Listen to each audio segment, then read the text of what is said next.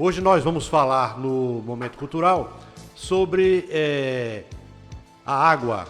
A gente tem sempre trazido aqui assuntos que aparentemente a gente não se dá conta de sua importância, né? E assuntos que eu tento assim aproximar a data de uma comemoração, etc. Então, a gente tem no dia 22 de março o Dia Internacional da Água. E então eu vou discorrer aqui um pouco sobre a importância, né, dessa data para se refletir sobre esse bem tão precioso em nossa vida. O Dia Mundial da Água, ele é comemorado, caro amigo, cara amiga, no dia 22 de março, e ele tem o objetivo de se abrir discussões sobre a importância da água, né, em tudo que tem vida, a importância da água em tudo que tem vida. Quer seja a vida humana, a vida dos animais, a vida vegetal, né? Pois a vida em nosso planeta somente é possível com a presença da água. Por exemplo, nós temos 70% de água em nosso corpo e nós necessitamos dela para a execução de diversos processos de sobrevivência, como a manutenção da temperatura, o transporte das substâncias que precisam circular nos diversos órgãos do nosso corpo. Então essa data, 22 de março, ela foi criada pela Organização Nacional das Nações Unidas no dia 21 de fevereiro de 1992, trazendo esse objetivo de despertar na sociedade, através da disseminação de reflexões, uma conscientização universal da importância de preservação desse bem tão precioso para a sobrevivência de todos os ecossistemas no planeta. A cada ano, então, no Dia Internacional da Água, deve ser abordado mundialmente, é escolhido um tema que mundialmente ele é abordado, um tema específico sobre a água, tipo água e mudanças climáticas, que já foi um tema debatido, a urgência na economia da água, água limpa e potável é um direito humano, e por aí, entre outros temas que ano a ano é tipo assim aquela campanha da fraternidade da igreja que traz sempre um tema defendendo a humanidade. A Organização das Nações Unidas traz todo ano um tema para defender sobre a água, né? E então isso vai construindo no mundo, né, essa consciência do significado da água para a vida nossa e para como é que se diz, a perpetuação do planeta, né?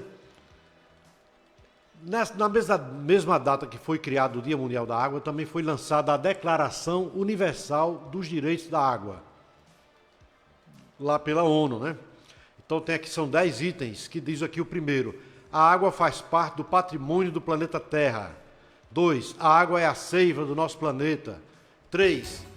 Os recursos naturais de transformação da água em água potável são lentos, frágeis e muito limitados. 4. O equilíbrio e o futuro de nosso planeta dependem da preservação da água e dos seus ciclos. 5. A água não é somente herança de nossos predecessores, não é só uma herança para nós, né? Ela é, sobretudo, um empréstimo aos nossos sucessores. Nós devemos preservar pensando também nos nossos sucessores. A água não é uma doação gratuita da natureza, ela tem um valor econômico. Precisa-se saber que ela é, algumas vezes, rara, dispendiosa e que pode muito bem escassear em qualquer região do mundo. 7. A água não deve ser desperdiçada, nem poluída e nem tampouco envenenada. 8. A utilização da água implica em respeito à lei. 9. A gestão da água impõe um equilíbrio entre os imperativos de sua proteção e as necessidades de ordem econômica, sanitária e social. E por último, 10, diz: o planejamento da gestão da água deve levar em conta a solidariedade e o consenso em razão da sua distribuição desigual sobre a terra. Esses são, digamos assim, os 10 mandamentos universais dos direitos da água, por se tratar de um bem que deve ser acessível a todo e qualquer cidadão de qualquer lugar do mundo, da mesma forma que é o ar que respiramos. Só que o ar que respiramos, ele se disponibiliza chegando a nós sem nenhum esforço, é só respirarmos, é só usarmos, né? Está disponível ao nosso alcance sempre. E a água não, ela precisa de um transporte, ela precisa de meios para chegar até nós.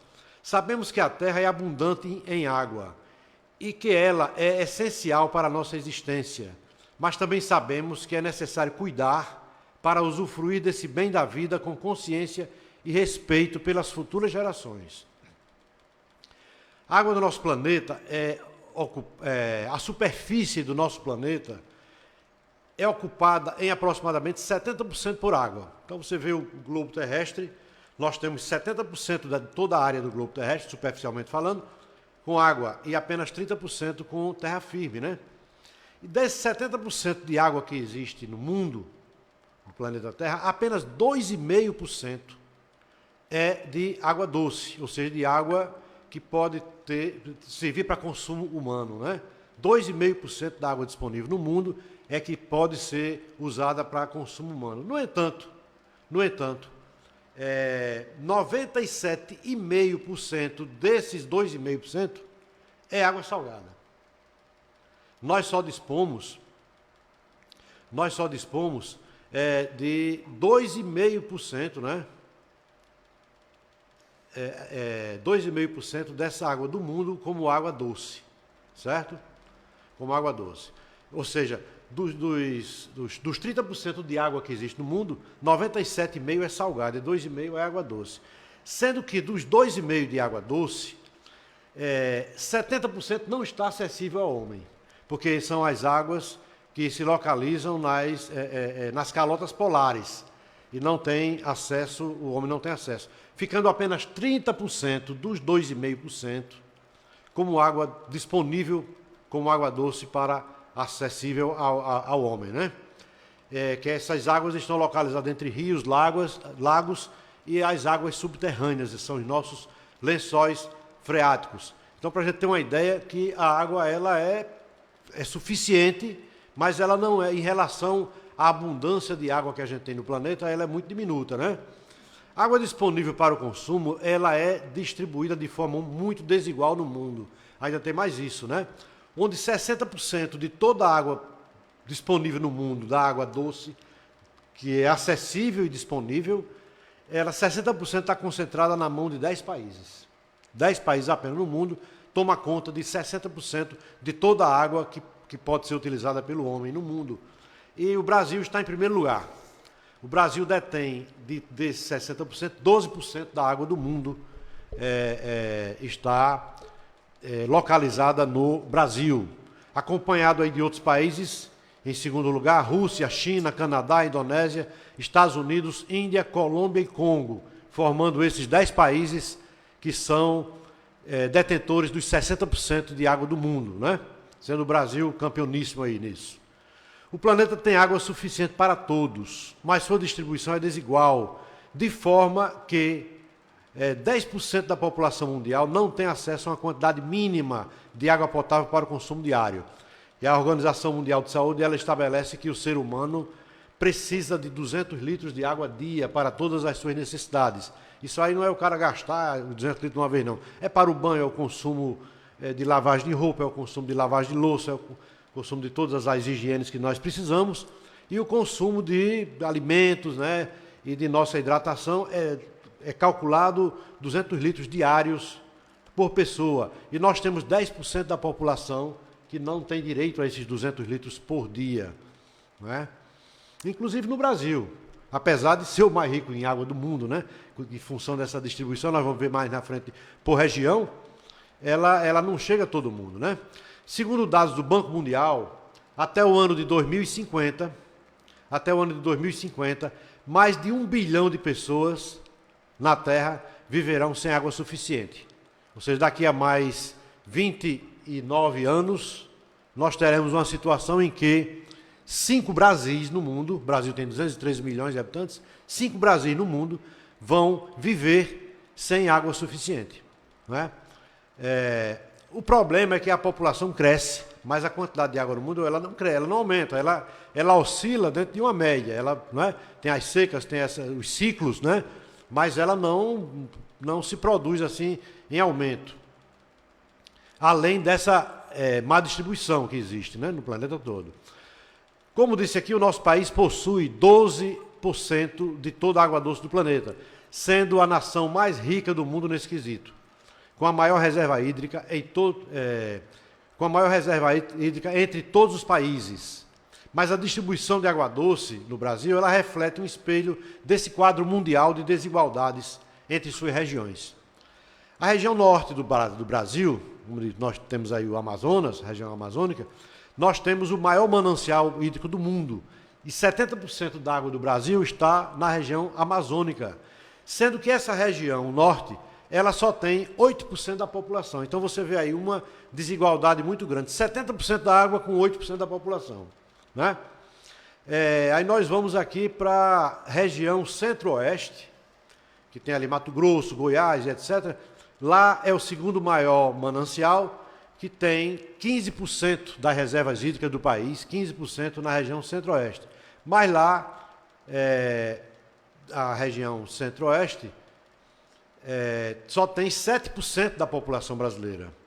Ou seja, o percentual é metade do manancial hídrico, né? Aí nós vamos para a região sudeste, que é a região mais populosa do Brasil, só tem 6% da água do Brasil e tem 42% da população.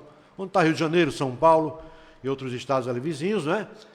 Tem 42% da população brasileira com apenas 6% da água, certo? E a região sul também tem 6% da água do Brasil e tem 14% da população brasileira. E aí o Nordeste, que é a população mais desprivilegiada, digamos assim, nessa parte de recursos hídricos para atender a sua população. Nós temos apenas 3% da água do Brasil, na região Nordeste, 3%, e com uma população de 28% do Brasil, que sendo a segunda maior região em população no Brasil. Esse é um quadro assim da distribuição de água no Brasil, que reflete um espelho também do mundo com essas desigualdades, né? Nesse momento em que comemoramos, né, o Dia Mundial da Água, ou mesmo no decorrer dessa semana, que é dia 22, na segunda-feira, né, nós temos uma excelente oportunidade para um exercício de conscientização da importância da água em nossas vidas.